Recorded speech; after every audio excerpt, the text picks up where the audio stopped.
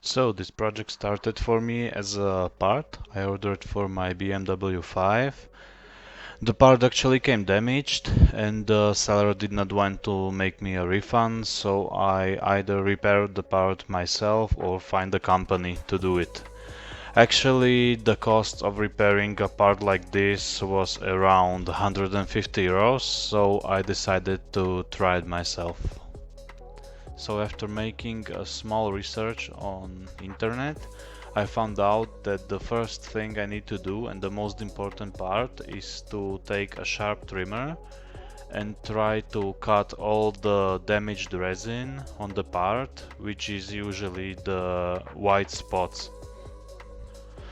So after removing all the loose resin, the cracked one, the part looked something like this.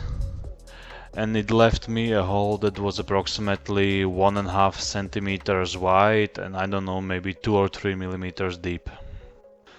The next step I needed to do is find resin, probably double compound as I found out, and try to seal the hole.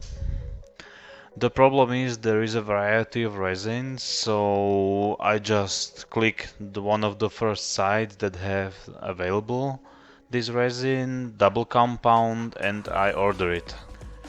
Here I would point out it's extremely important that there are varieties of densities of resin, which I found out later.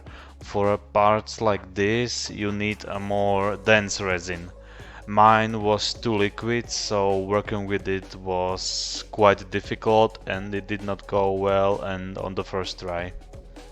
Mixing resin is nothing difficult, you just need to look on the bottle and see the correct mixture of the components. In my case it was 10:4.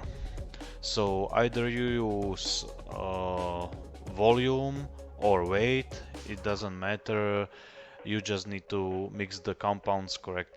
Next thing I've done, I sealed up the hole where I wanted to pour the resin. Here I would mention it's very important to mix the resin correctly for at least 3 minutes. I 3D printed a mixing spoon for this purpose. The first time I messed up, I mixed it just with a stick and it acted like a liquid and it did not harden even after 3 days, so this part is really important. Then you just pour the resin on the place you need to repair and leave it like 1 or 2 millimeters above the surface of the repaired part.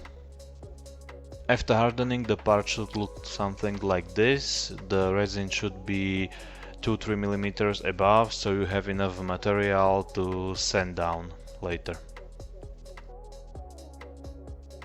What I used here was sandpaper for wet sanding, starting with granularity 240, going through 400, 600, 1200, and the last layer was 2000.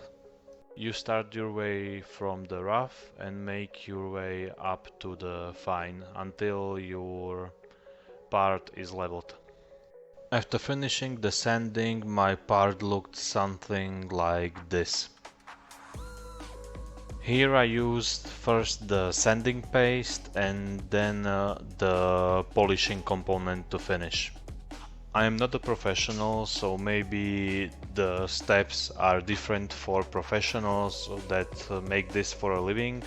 I'm just showing you the steps that actually worked very fine for me.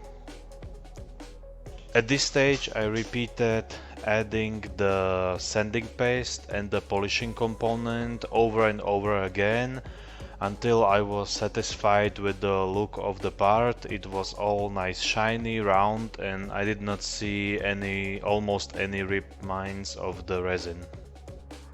After repeating the process like 10 to 15 times, I just washed the part and put it on my car, so I think the final look is very nice.